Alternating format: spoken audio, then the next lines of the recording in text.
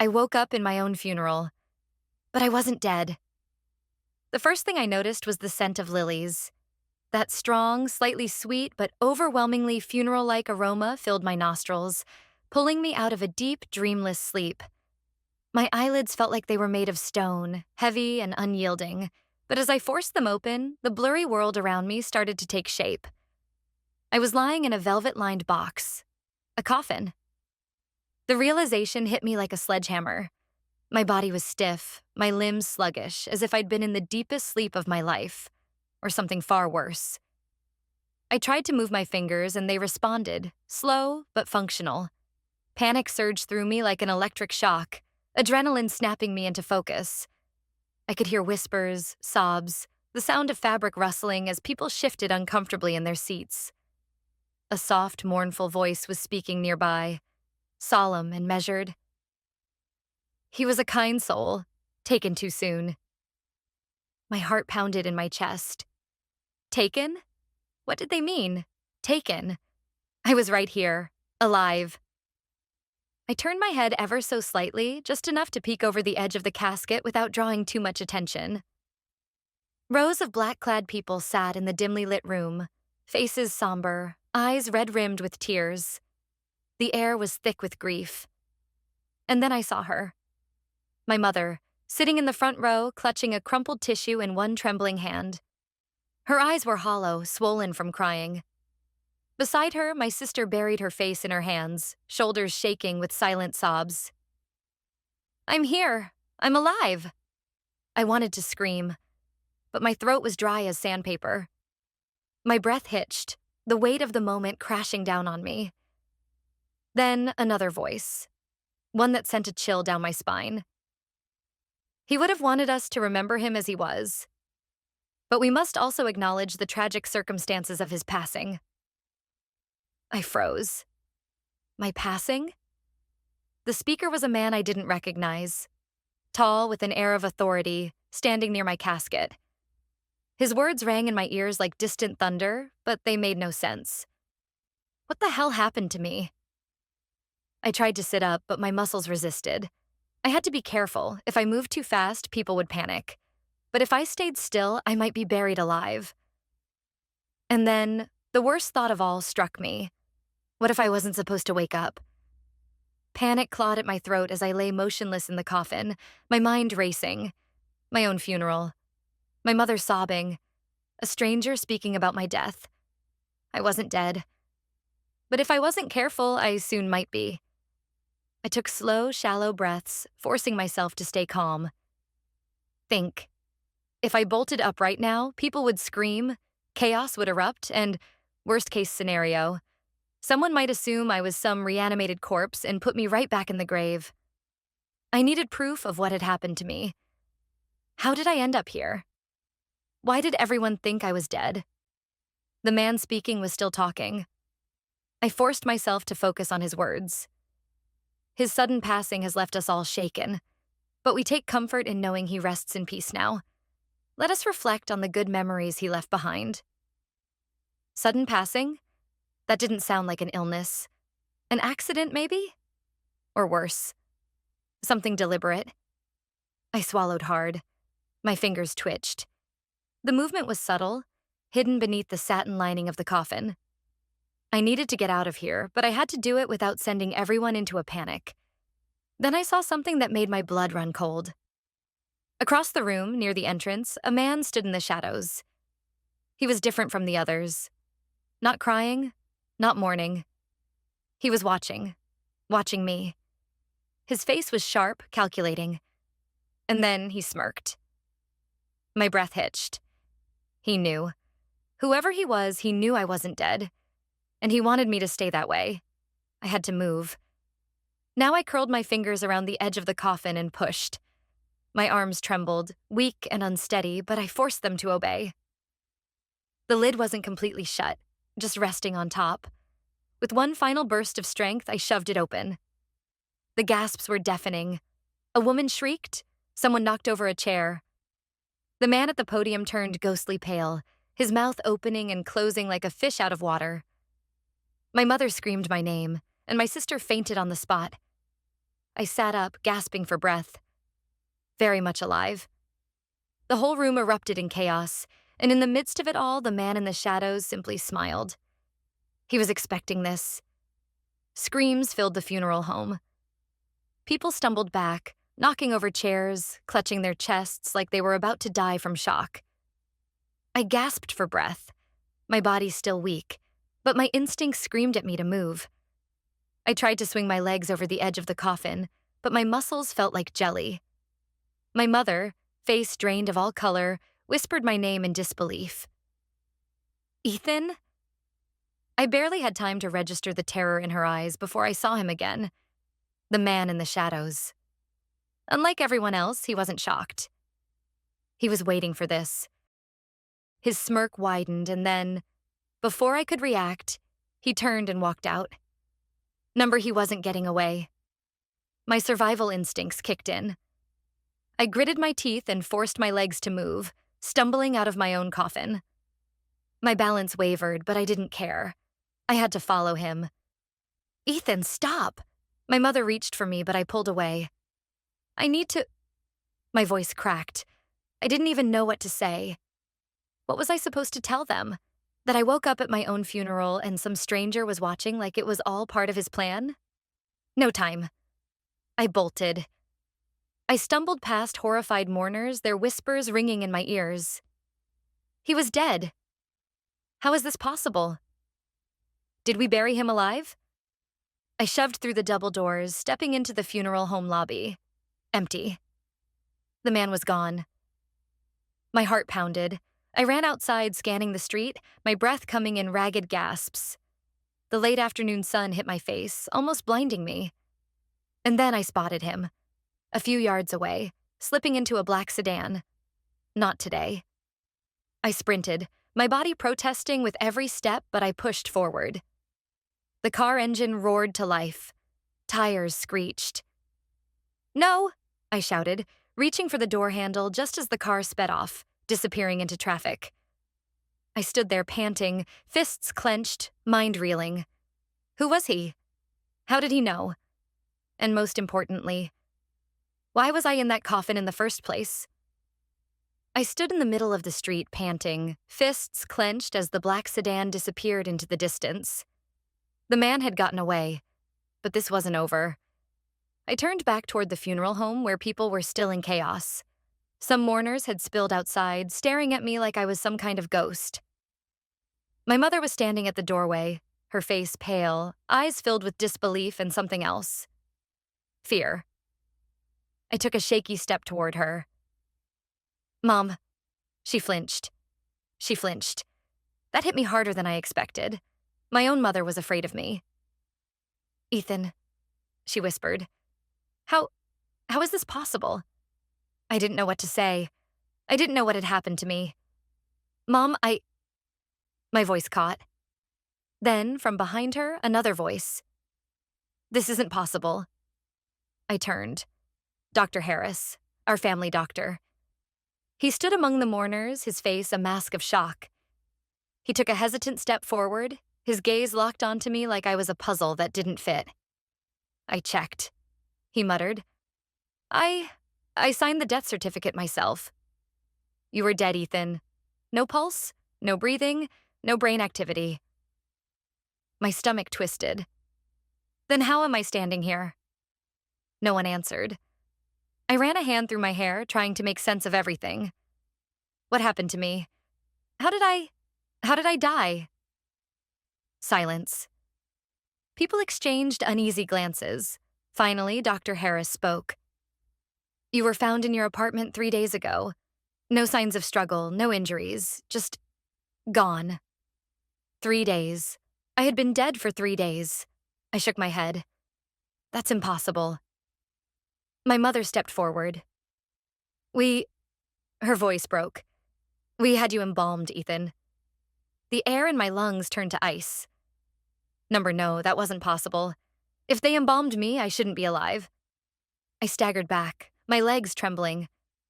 No, that doesn't make sense. I'd be dead. For real. I lifted my shaking hands to my face, pressing my fingers to my skin. It felt warm. Real.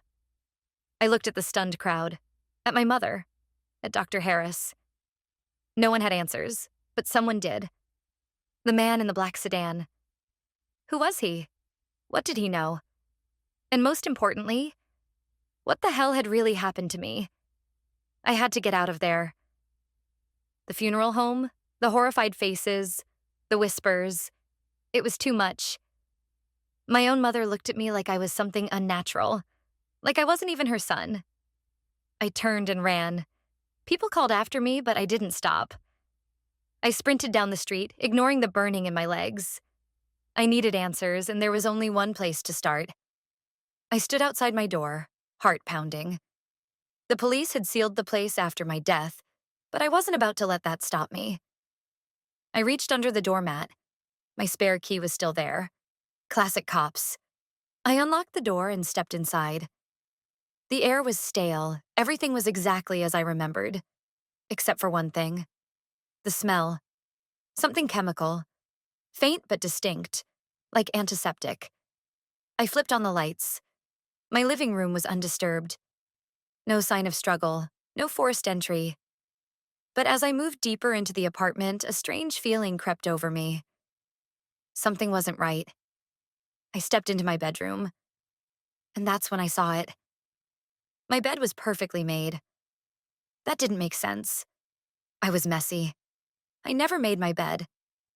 But now the sheets were tucked in tight, almost like a hospital bed.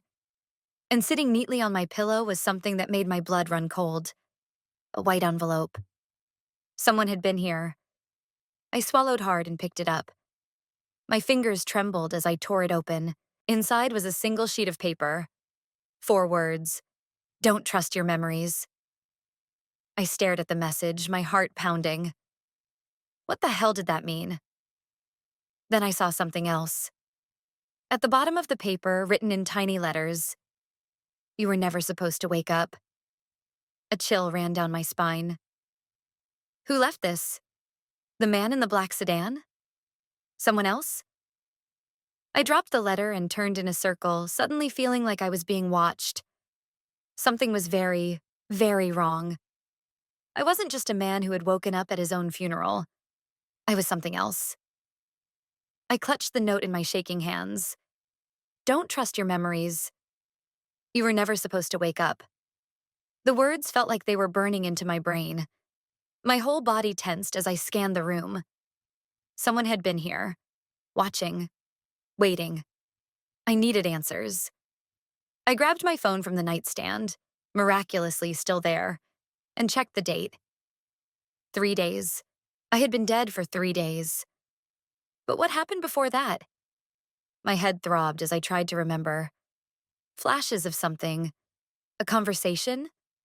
A presence? I squeezed my eyes shut. There was something just out of reach in my mind, like a word on the tip of my tongue. I couldn't trust my memories. Fine. I'd find the truth another way. I rushed to my living room, fired up my laptop, and opened my security camera footage. I had a camera in my apartment, just a cheap one I bought months ago, more for paranoia than anything else. Maybe it had caught something. I clicked through the files, my heart racing. Then I saw it. A video from 3 nights ago, the night I died. I hit play. At first, it was normal. I walked into my apartment around 10:37 p.m., looking tired, tossing my keys onto the counter. I poured myself a drink, sat on the couch, stared at my phone. Then, at exactly 11:03 p.m., everything changed. I suddenly froze. Not like I had fallen asleep. More like my entire body just stopped moving. I sat there, eyes open, completely still, for exactly 3 minutes and 17 seconds. Then, something even worse happened. At 11:06 p.m., the front door opened, and I didn't react. A man stepped inside. I leaned closer to the screen, my pulse hammering. It was him, the man from the funeral, the man in the black sedan. He walked in calmly like he had done this before, like he knew I wouldn't stop him.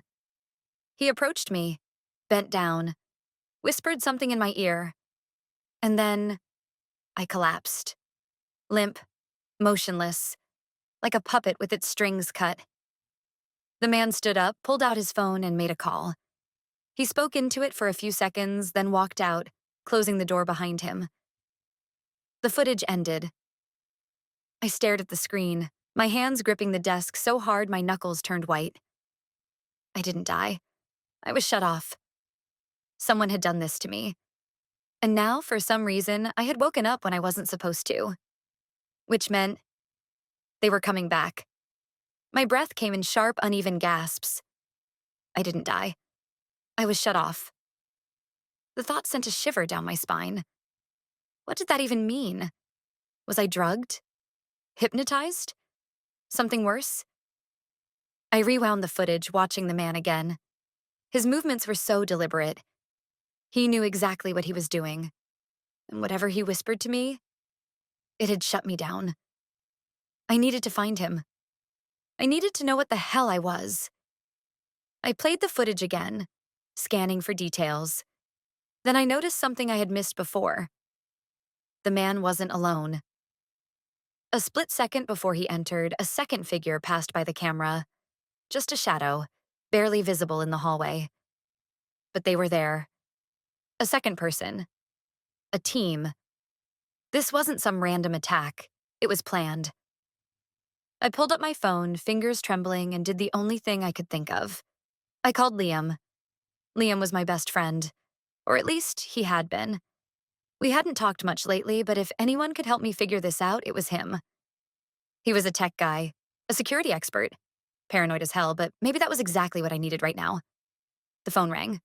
Once, twice. Then finally his voice. Hello? I exhaled. Liam, it's me. A long pause. Then, no. His voice was sharp. No, this isn't funny, man. I'm serious, I said quickly. It's me. I'm alive. Another pause. Then static. Not regular static. A weird, distorted crackling like something interfering with the call. Then Liam whispered something that made my blood run cold. Ethan, listen to me. You need to get out. Now. What? What are you talking about? They're watching. A loud bang echoed through my apartment. I spun around, heart hammering. Someone was at the door. No. Someone was trying to break in. Liam's voice came through, urgent. Run! I didn't hesitate. I grabbed my laptop, shoved it into my backpack, and bolted for the fire escape just as the door burst open. I didn't see their faces.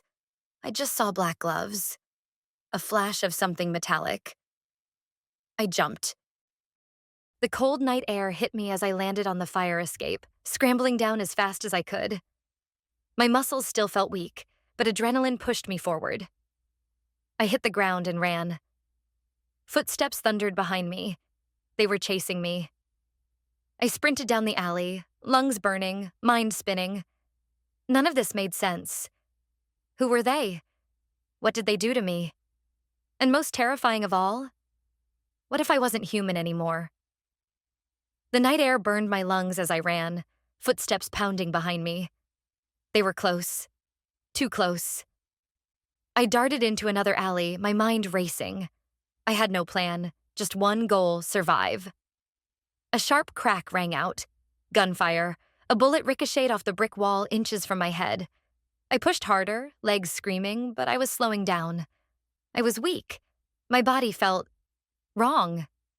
I turned a corner and slammed into someone. Strong arms grabbed me. I struggled, but then I saw his face. Liam. Come on, he hissed, dragging me into an abandoned warehouse. He slammed the door shut behind us, bolting it. Outside, footsteps slowed, then stopped. We held our breath. Silence. Liam turned to me, eyes wild. Ethan, what the hell is happening? I shook my head. I don't know. I saw the footage. The man in my apartment. I didn't die, Liam. I was turned off. Liam paled. That's not possible. I swallowed hard. I think... My voice cracked.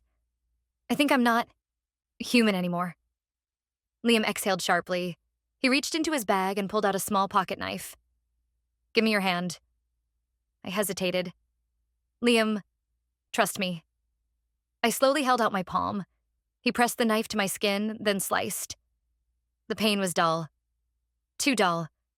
And instead of blood, a thick black liquid oozed from the cut. My stomach dropped. Liam cursed. He grabbed my wrist, tilting it under the dim light. Jesus, your veins. They're... I looked. They weren't red. They were pulsing, flickering, like wires. A horrible realization hit me. Liam, I whispered, what did they do to me? He shook his head. I don't know, but you weren't supposed to wake up. A sound came from outside. A low hum. Mechanical. Liam's face twisted in horror. They found us. The windows shattered. Dark figures swarmed inside. Men in black gear, faces hidden behind masks. Their weapons weren't normal guns. They glowed. Get down! Liam tackled me as a bolt of blue energy tore through the air, melting the metal door behind us. This wasn't just a cover-up. This was something bigger. Something inhuman. Liam pulled me up, shoving something into my hand. A hard drive. Everything's on here, he gasped. Who they are, what they did to you. You need to run. Get the truth out. My hands trembled. Liam, boom. A second blast tore through the wall. Liam shoved me toward the back exit. Go. I hesitated for one heartbeat too long, long enough to see a figure step through the smoke. It was him, the man from my funeral. And this time he spoke. You should have stayed dead, Ethan. Then, a gunshot. Pain exploded in my chest. I stumbled back, the world tilting. Liam screamed my name. I hit the ground. Cold, number fading. I was dying, again. But before the darkness swallowed me whole, I heard something.